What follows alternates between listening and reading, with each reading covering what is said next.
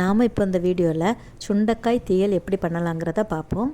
கடாயில் எண்ணெய் ஊற்றிக்கிங்க, கடுகு ஜீரகம் தாளிச்சிக்கிங்க, சின்ன வெங்காயம் கருவேப்பிலை நன்றாக வதக்கிக்கிங்க.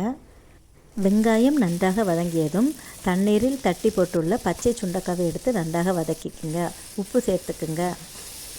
உப்பு சேர்த்து பச்சை சுண்டைக்காயை நன்றாக வதக்கிக்கிங்க. இப்போது தீயலுக்கு தேவையான அளவு மசாலா தூள்களை சேர்த்துக்கலாம். மிளகாய்த்தூள், மல்லித்தூள், மஞ்சள் தூள் சேர்த்து நன்றாக வதக்கிக்கிங்க. புளிக்கரைசல் ஊற்றிக்கிங்க.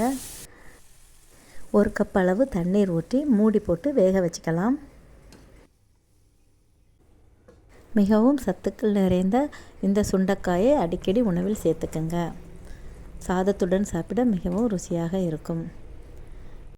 இதுபோல் பச்சை சுண்டைக்காய் தீயல் செஞ்சு பாருங்கள். தேங்க்ஸ் ஃபார் வாட்சிங்.